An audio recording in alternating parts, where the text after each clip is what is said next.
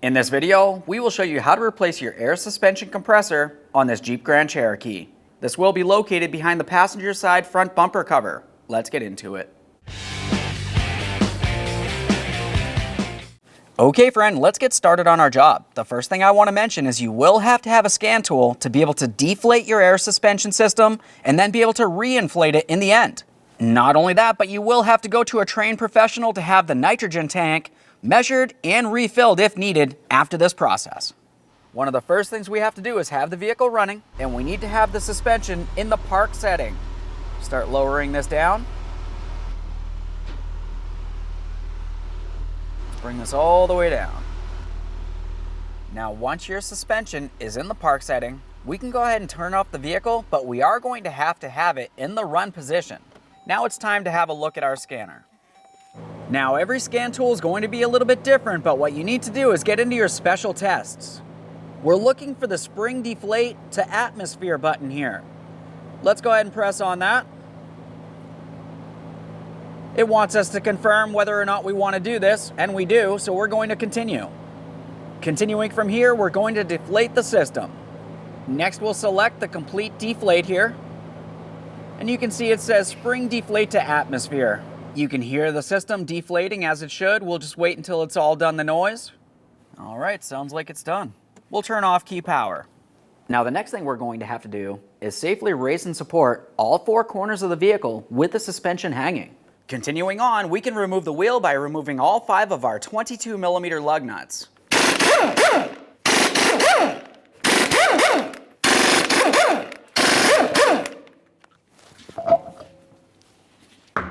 With the wheel out of the way, we're going to start gaining focus on the inside fender liner. We have to dislodge the front portion of this and tuck it in and behind the brakes. To do that, starting down along the bottom, you should find that you have a 10mm headed bolt holding the fender liner to your skid plate. Ours is actually broken, but this is what the bolt should look like right here with a 10mm head. Continuing on from there, we're going to have some push clips and also a twist clip here. The twist clip, go ahead and take hold of it. We'll turn it counterclockwise a quarter turn and remove it. There's that. Continue making our way up. We have some push clips. Push clips come in all different shapes and sizes. For some of them, you pull out the center. Others, you need to drive the center in. On these ones in particular, on my application, you press in the center to unlock it, and then you can remove the outer portion as well. Once you have it dislodged, you just want to go ahead and reset it. Continue on.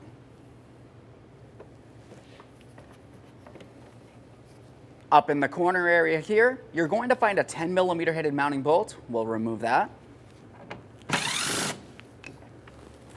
After that, we have several more push clips. For these ones, I'm removing the center, or at least pulling them out to unlock it. There we are.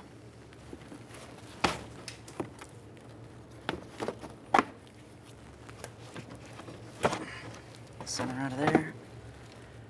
If they do come apart, you can typically just slide them right back together. It's fairly easy. Leave it in the unlocked position, of course. To help flex the inner fender liner, I'm going to remove the access port cover here, and now we can take hold of the fender liner. We're going to start flexing this out of the way.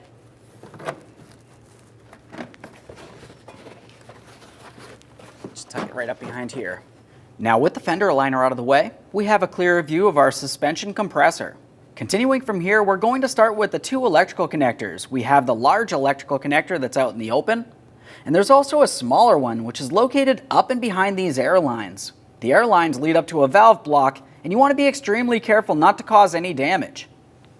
We'll start with the larger electrical connector. For this, if you were to use a small pocket screwdriver or pick, you want to slide this red lock rearward or outward. We'll take hold of the locking tab, which is located just behind it, squeeze that, and slide this out of place.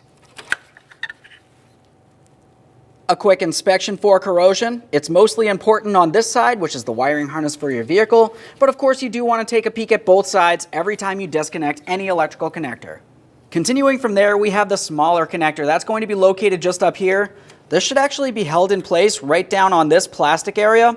It looks as though this one's already been broken, but typically if you had to, you could just gently lift up on these lines, gently, and slide them out of the way enough that you can gain access to the locking tab. It's right here.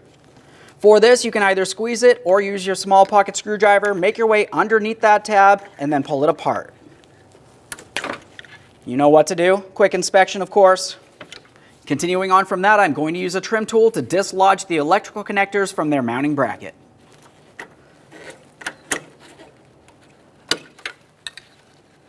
See those little push tabs right there? Now we will make our way up to the next one. For this, if you can make your way underneath, you could try to pry it up. Otherwise, you can just dislodge it from the wiring connector here. There should be some sort of locking tab holding it in place. Let's keep following that electrical connector. You're going to find it has a connector that holds it to one of your air lines. For this, we'll just take hold of the two pieces, gently pry them apart. Continuing on, the wiring harness will be pressed into this bracket behind it. Once again, we're just using a small prying device. I have my trim tool.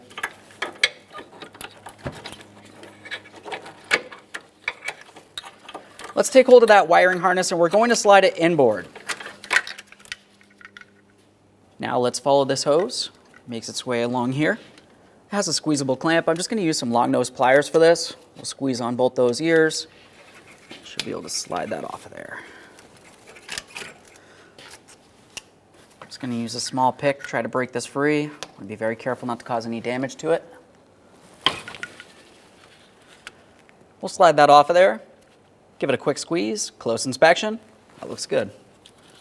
Now we can continue on to our mounting hardware that's holding this in place. You're going to find that you have a 10mm headed bolt that makes its way down. You're going to have the compressor bracket, a spring, a washer, and a mounting nut. We have to separate this area. Once we've separated this outward one here, there's another one just in front of it, hidden behind this area. To remove these, we'll be holding onto the upper head with a 10mm wrench and removing the lower nut with a socket.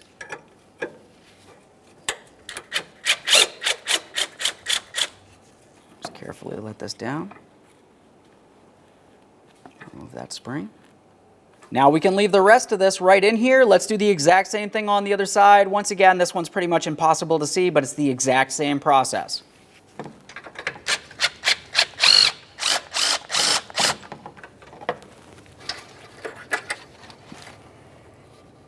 Now we can move along to our last piece of mounting hardware. For this one, we're going to hold onto the compressor. We can remove the nut, the washer, and the spring.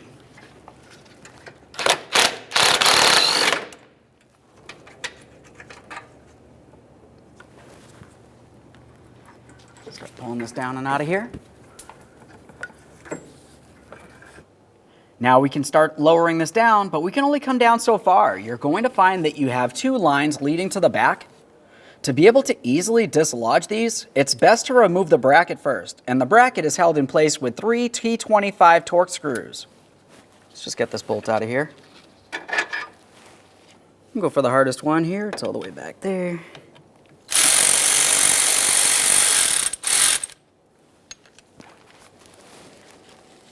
There's one.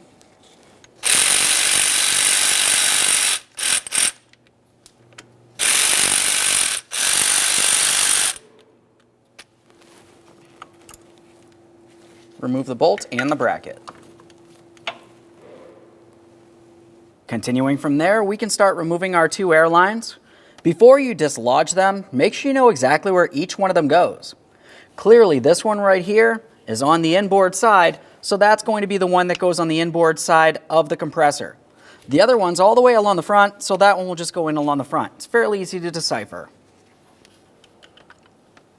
We'll carefully turn these counterclockwise. We don't want to cause any damage.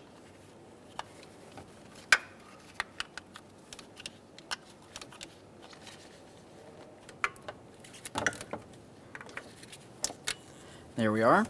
To continue on, we'll be getting our rearward line here. This one's a little bit harder to gain access to. We'll just twist this as needed.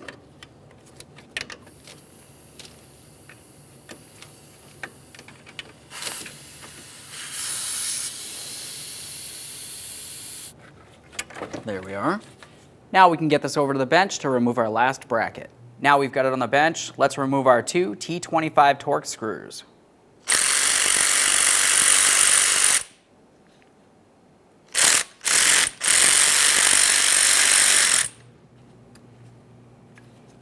Remove your bracket, a quick inspection here.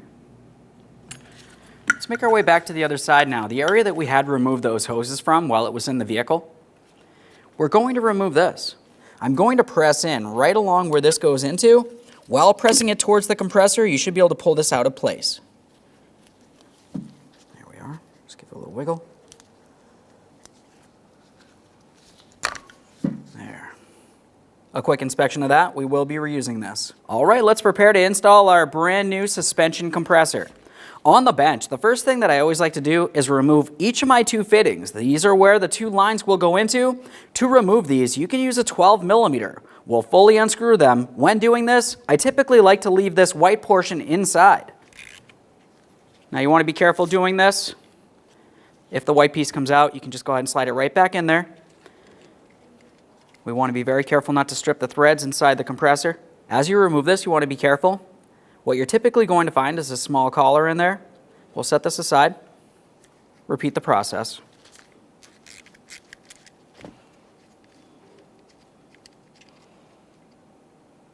Now that we have both of those out of there, you might be tempted to reinstall this, but we're not going to install this yet. It's best to do this once it's in the vehicle and both lines are already connected. Continuing from here, let's make our way along that bracket that we removed while we were on the bench. You want to make sure you have it in the proper orientation.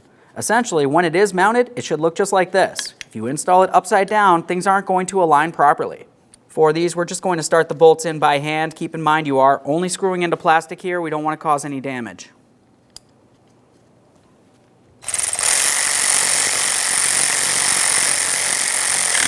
Okay, right there's bottomed out.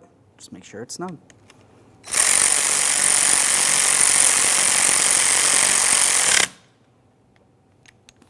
Let's get this over to the vehicle. Now that we've completed both lines, it's time for installation of our compressor. We're going to carefully bring this into position and start in the first line here. We want to make sure it's going in as straight as possible. We don't want to cross thread anything.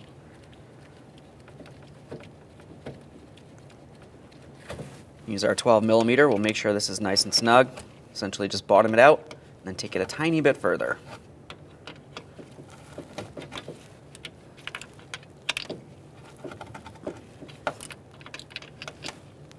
Okay, right there is bottomed out.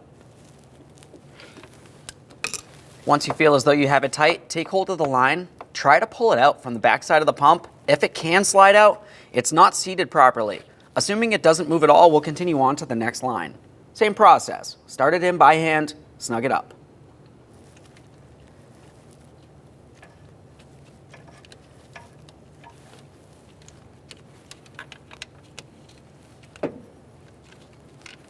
Okay, right there, bottomed out. Just going to take it a tiny bit further, as I mentioned before, a little wiggle. Continuing on from here, we're going to reinstall our V-shaped bracket.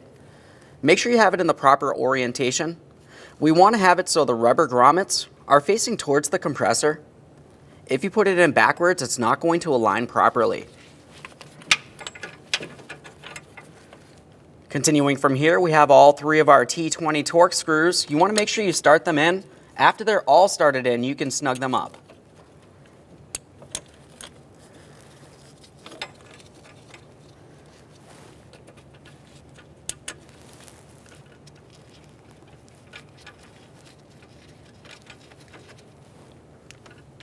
Use our T20 here.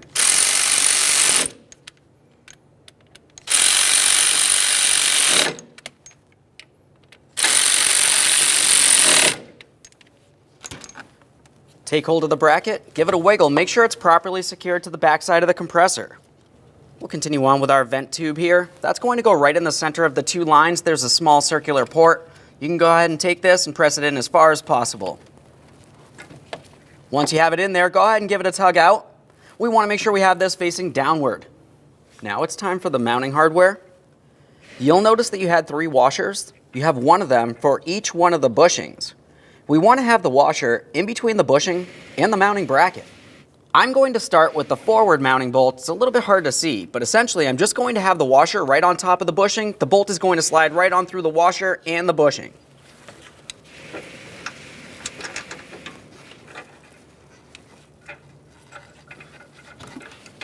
That one feels as though it's started, so I'm going to continue on to the next one. Let's rest that right on top of the bushing as I mentioned. We'll take our mounting bolt, bring it down through the top there, through the washer, through the bushing. At this point, on this one, let's continue on with the rest of the hardware. We have that lower washer with the sleeve and the spring. That's going to slide right up towards that rubber bushing. Press that up on there. You should be able to see some threading down along the bottom area there. Continue on with one of your 10mm headed mounting nuts. We're just going to start it on for now.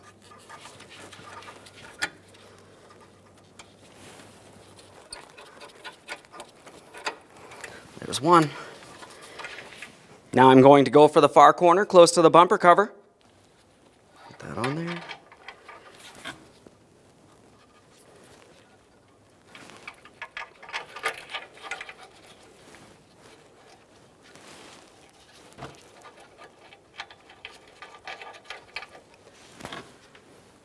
Now once again, this is going to be hard to see, but essentially the same exact thing as this one right here. I've already got the washer on top of the bushing. I'm going to slide this up so it touches the bushing, and then continue on with my 10mm nut.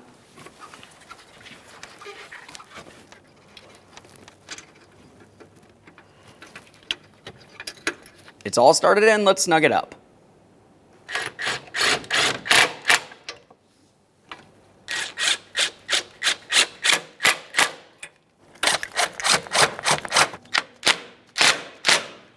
All right, we've got that on the bracket now. It's time to continue on to this hose. That's going to go down to this area here.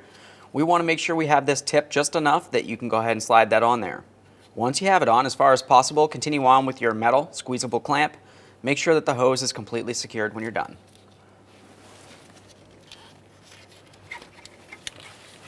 There we are.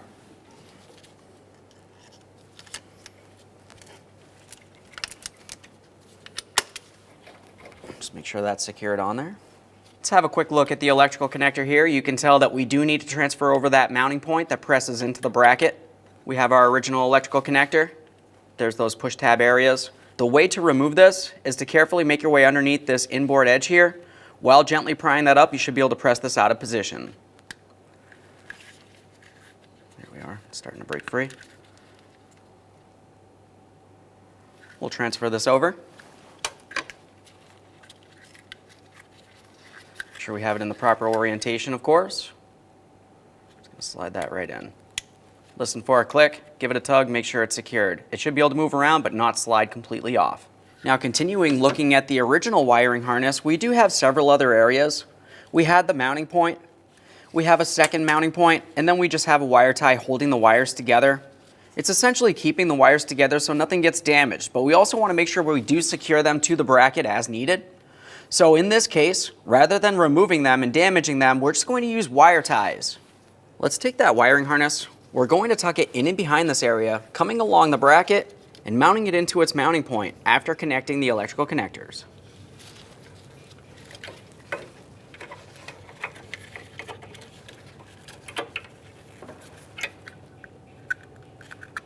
Press this in, listen for a click. Once you've heard the click, a light tug, lock it down with the red lock. That presses all the way into there. One more quick confirmation here. We have our next wiring harness. For this one, you just want to press it in, listen for a click. Once again, a quick tug. For this one, this area should slide right onto your bracket here. Ours is damaged. Otherwise, the larger connector is going to go right down into this area, so we're just going to align that and press it in. Now, of course, I do want to make sure this is secured. If yours is not damaged, you just want to slide it right on there. Otherwise, I'm just going to use a wire tie, and I'm going to make sure that it's completely secured to the bracket so it doesn't shake around and potentially get damaged.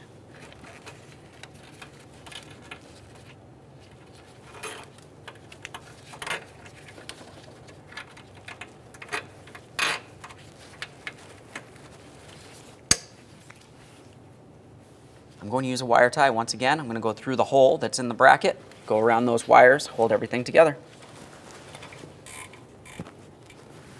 Cutters, trim off the excess. One last quick inspection in this area, and we can reinstall our fender liner.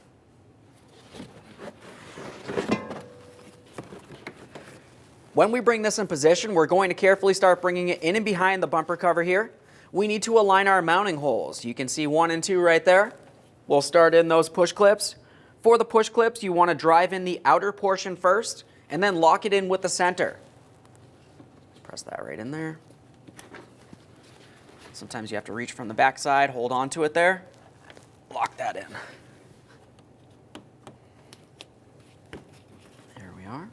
Now we have our larger push clips. Those are the inboard push clips. Let's get this aligned.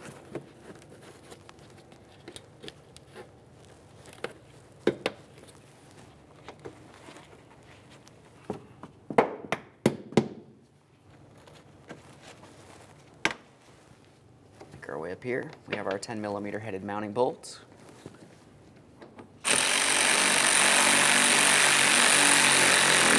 Time for the plastic panel. You have your locating tabs. We want to make sure those align. We'll turn this a quarter turn, lock it in. Continuing down, we're going to resecure the bumper cover down along the bottom area here. We have our plastic push clip. We'll just go ahead and press this in. A quarter turn, double check, make sure that's secure. Continuing from there, you should have a 10mm headed bolt that looks approximately like this. It's going to go straight on through here into the skid plate. Continuing on from here, it's time to reinstall our wheel.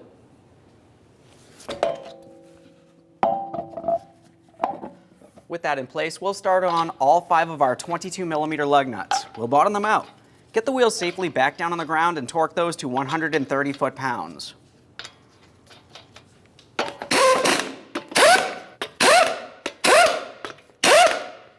We've got the wheel back on the ground. Let's torque these in a crisscross manner.